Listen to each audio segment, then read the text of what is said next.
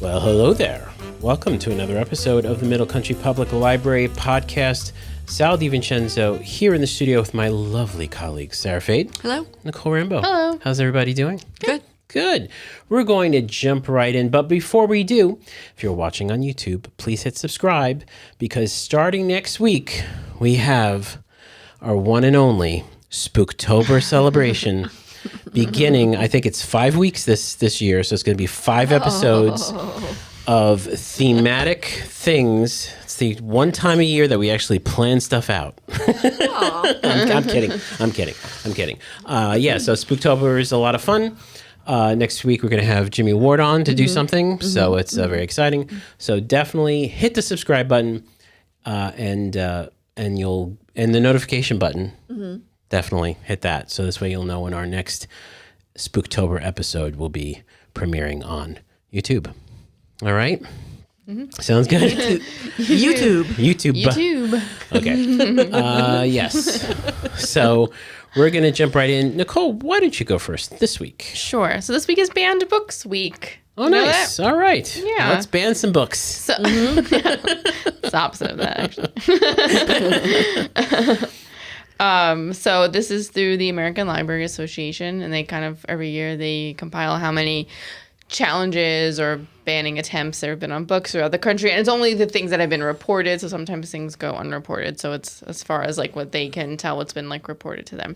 So they said that the ALA documented 4,240 unique book titles targeted for censorship in 2023.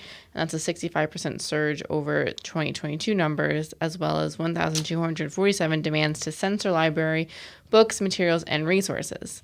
The number of titles targeted for censorship at public libraries increased by 92% over the previous year, accounting for about 46% of all book challenges in 2023. So public libraries are about 54% of censorship attempts take place at public libraries. 39% at school libraries, 5% at schools, and 2% in higher education. 76% of them are books and graphic novels, which kind of makes sense, I guess. And then displays. So sometimes libraries have displays for different things throughout the month, throughout the year for each month. So some of those, 4% for access, 4% hate crimes, 3% programs, 2% films, and 6% other. So in 2004, there was only 390.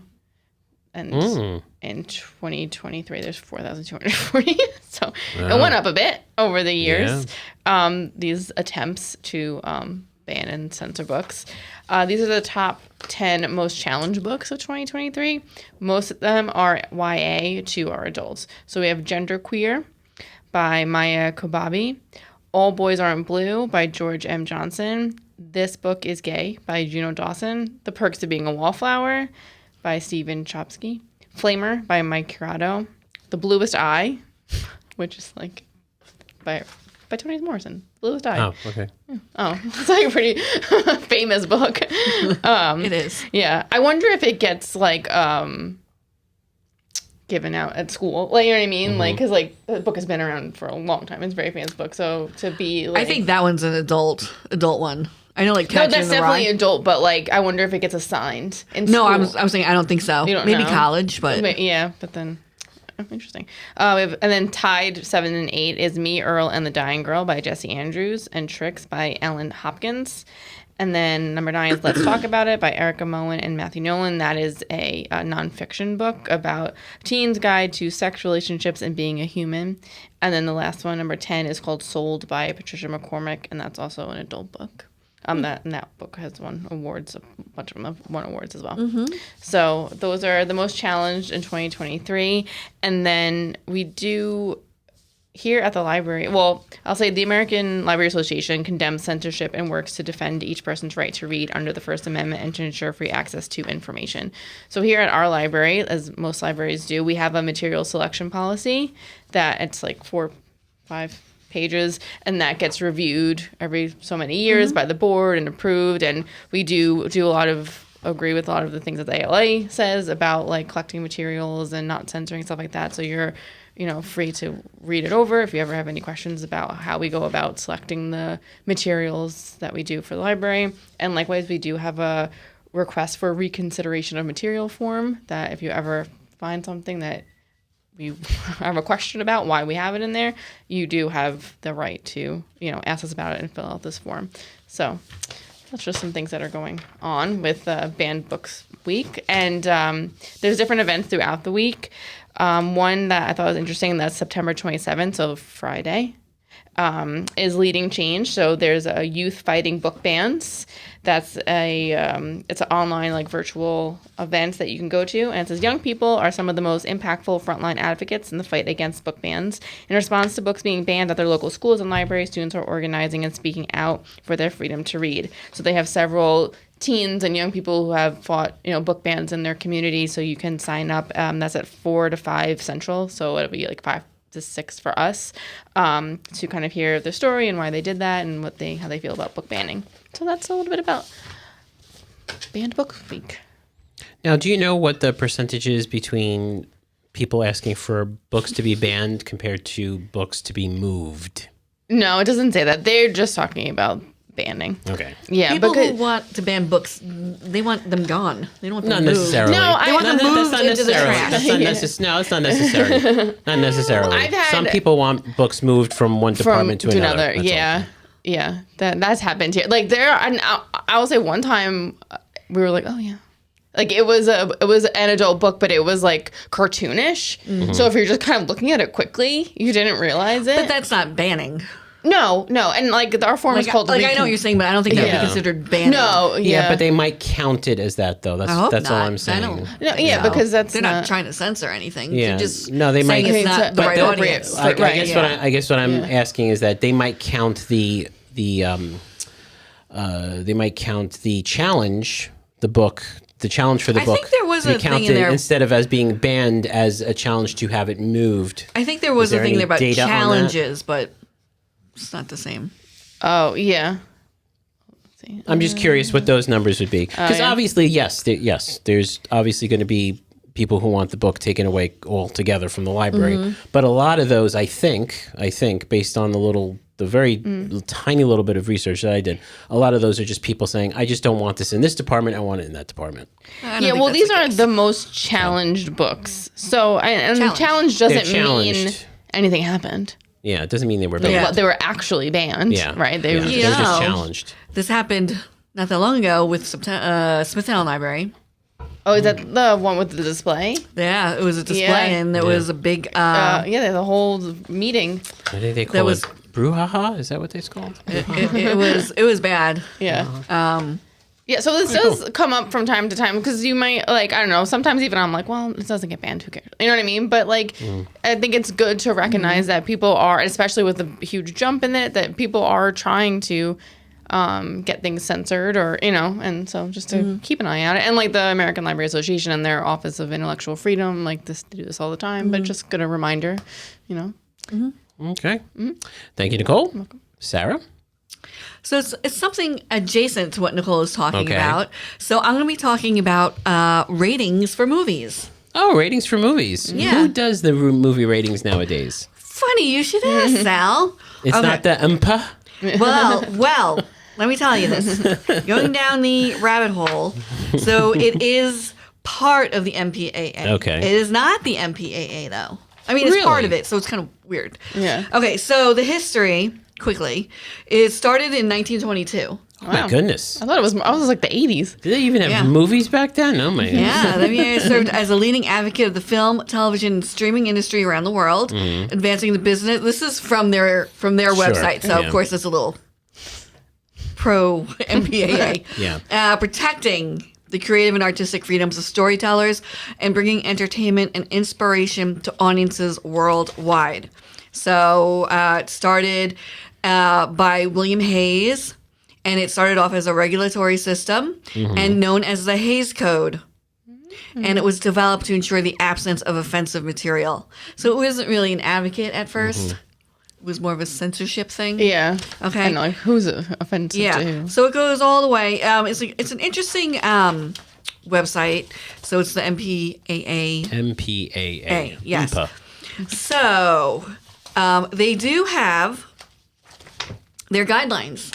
Really? Yeah, which is hefty. Yeah. Okay. So it tells you all the contents and everything like that.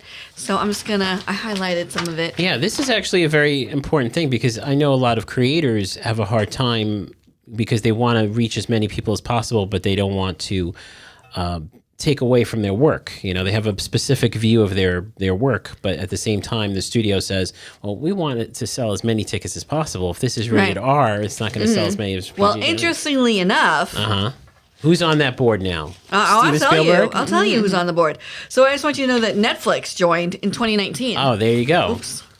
So, which is strange because I feel like Netflix can just do stuff that's not rated. No, so people, I don't want to call it a union, but people, But they do like mature, right? Isn't that like their MA, rating? Yeah. Well, TVMA is mature television. Yeah, but is that what Netflix does? Do they rate their movies? I never looked. I don't know. If they I have haven't like looked. We have to check that out. I'm sure they have. I don't know. Because they've released like The Irishman. Oh, yeah. Yeah, that's true. That's a Netflix movie. Okay, so the introduction, right? So the Classification and Rating Administration, known as CARA, that is the rating board that gives the ratings. So it's not MPA. Right. They were established by the MPA and the National Association of Theater Owners as part of, a voluntary system to provide information to parents to aid them in determining the suitability of individual motion pictures for viewing by the children. It is strictly for children. Yeah. Interesting. Right. Or people who act like children. Well, CARA is operated as an independent division of MPA.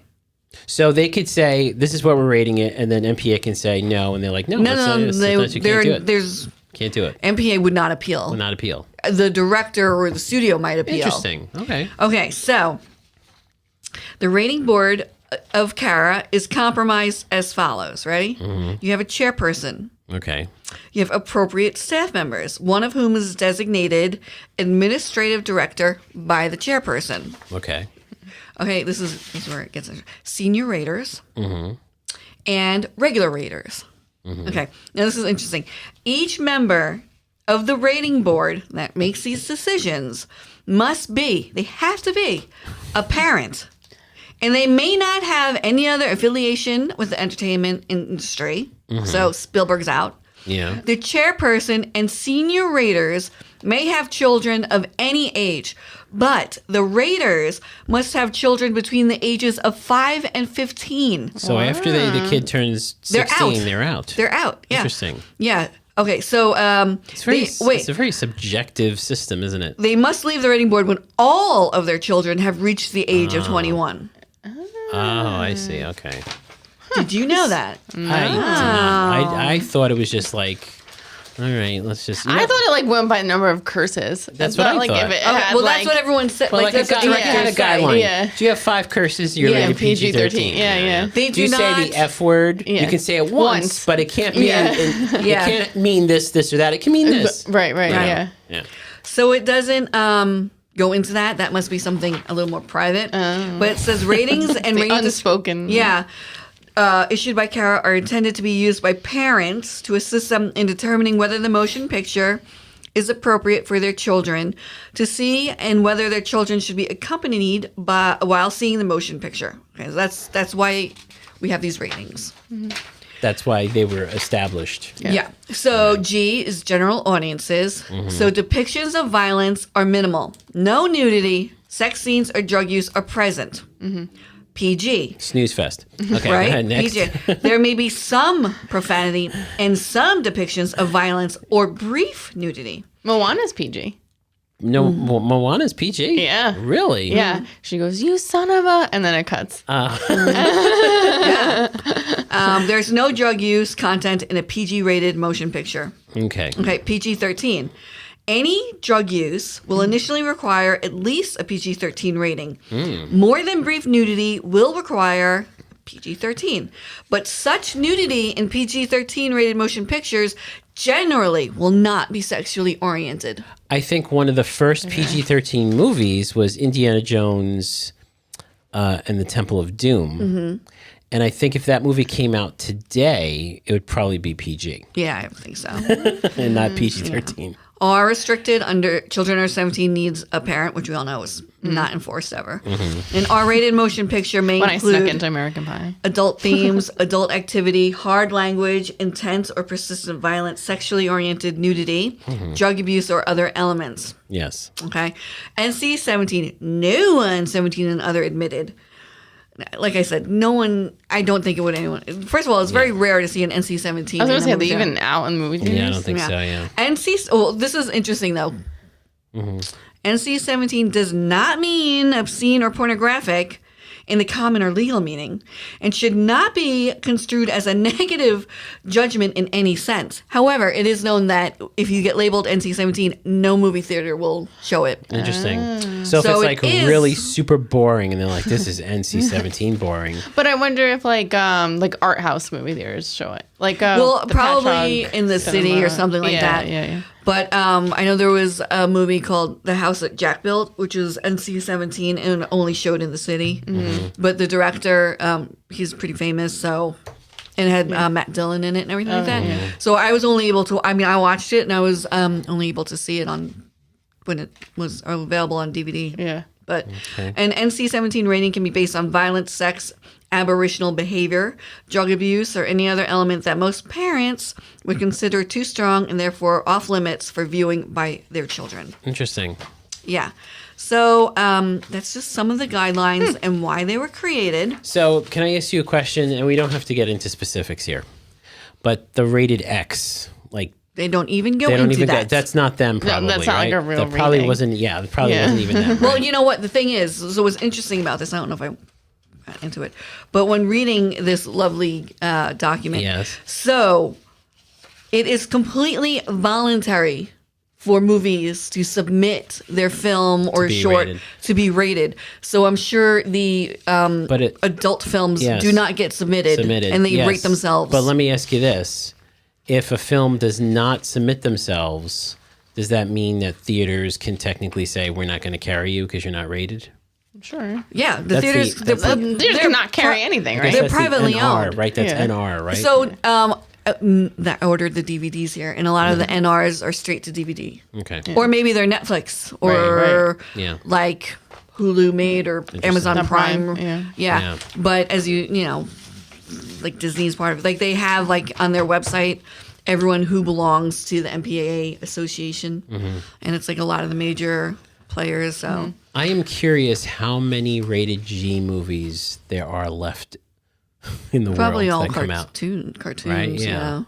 Because there's not that many. when And you some think about it. documentaries probably. Yeah, it's true. Yeah.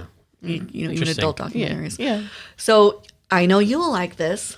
Okay. Sal. Yes. On this website, they allow you to view their bulletins. And Oh, wow. on those bulletins, they give you a preview of all movies that will be released and their ratings that they gave them. Really? I knew he'd like that. Okay. That's very cool. So this is bulletin number 2853, released on the 25th. Okay. So these are the films that the motion picture housing gave to them to be viewed, right? Okay. So the title is Baby Girl, starring R. Nicole Kidman. Oh. It's coming out in January. Oh, You okay. didn't even hear of it, I right? didn't even hear of Right. it, yeah. Rated R for strong sexual content, nudity, and language. Okay. And they have the distributor. So Netflix, Back in Action. I don't know. No, not at all. Rated PG-13. This movie called Bird. That I might have heard about. Rated who's, R. Who's in that one? Does it say? No, this doesn't. It just tells you the Oh, it title, just tells you the title. why it's rated the way it is, Okay. and the distributor.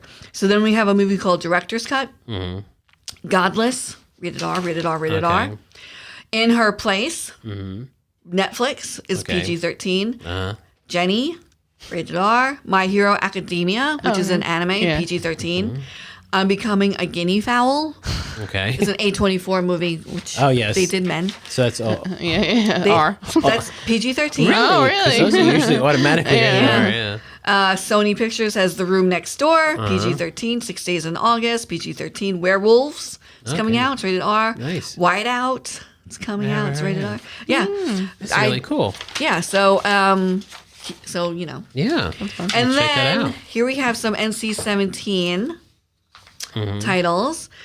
93% of parents in the U.S. find the rating system to be a helpful tool, which, Sure, yeah. yeah. Although I will say I'm more likely because I feel like the ratings are kind of loose right now, to be honest.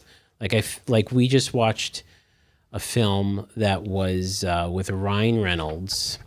It was The Adam Project on Netflix. Oh, yeah. I think it was either PG or PG-13. And I would say it probably was like, I guess you call it like a hard PG-13. You know what I'm saying? Like it was like, they got away. There was, a lot of fighting and violence and whatnot. I feel like if it's violence with aliens or monsters, That's what it was, yeah. they're more let it lenient slide, because yeah, it's like not people. Yeah. Oh, look, But they blue blood. Yeah, I don't think that's ridiculous. Oh, they also do ratings for trailers. You know how they see the red band Yes, trailers? red Oh, band yeah. trailers, That's yeah. the content in the trailer is rated. Is bad, yeah. Yeah. So here we have some stuff, right? Arabian Nights, 1974. Bad Education, 2004. Bad Lieutenant, 1992. Those are, okay, NC-17, really? Beyond the Valley of the Dolls. Oh, yeah. Blonde, which came out on Netflix about Marilyn Manson. Yes. Not Marilyn Manson, Marilyn Monroe. Yes, thank you. That would have been in black. Thank you. I tell you, I read the parents' guide. I read the parents' guide for that, and they turned red. I was embarrassed to be reading it. It was. Cannibal Holocaust, which is a horror movie. Okay. Crash. That was NC-17? Wow. Yep. There's more in here, but I'm not. If you don't know them. Let's see. The Dreamers, which was terrible. Let's see. The Evil Dead. I feel like, not all, but I feel like a lot of the NC-17 movies are movies where the director just doesn't care anymore. And just lets do you it go. mean? He has a there. vision. They have a, Yeah, they have a just- vision. It's Yeah. like, I don't care if I make money or not. Yeah. This is Yeah. what we're doing. Yeah. We're just going to do it. Henry and June. Oh, That really? was 1990. Yeah. Let's see. Some of these are just obviously. There's so many other rating systems as well when you think about it. So there's the, was that the ESRB, which is the international? ratings, it's the ratings Is that for video the games? video games, Yeah. right? Oh. Yeah. There's the rating system for podcasts now. We have rating systems, believe it or There not. is? Yep. We're Yes, we're definitely. clean. Yeah. It's clean. It's called clean. Yeah. So We have Man Bites Dog, which is international. Paris, France. Pink Flamingos. Romper Stomper, which I was surprised by. A Serbian film, which is Shame. Showgirls. Oh, that was NC-17? Tie Me Up, Tie Me Down. Yep. Tropical Cancer. I think that was NC-17 on purpose because Yeah. they knew no one was going to come Yeah. unless it was NC-17. Yeah. So that's just a few Wow. titles. That's very interesting. I really had no idea that there was two separate boards or sections that did one Yeah. did the ratings and one was like the overseer of everything. Yeah. So it's very And cool. I was surprised that the guidelines that you have to have children to be on yeah. a rater. Well, I guess otherwise, when you think about it, at the end of the day, practically people are doing it because they maybe want to bring their kids to a movie. They want to know what's in the movie. So if it's rated PG, if it's rated G, Yeah. right? Although nowadays, Well, I don't know. All I saw was radar movies when I was little. Oh, good for you. My dad that- just wanted to go to the movies. Is that why you are the way you are? I'm kidding.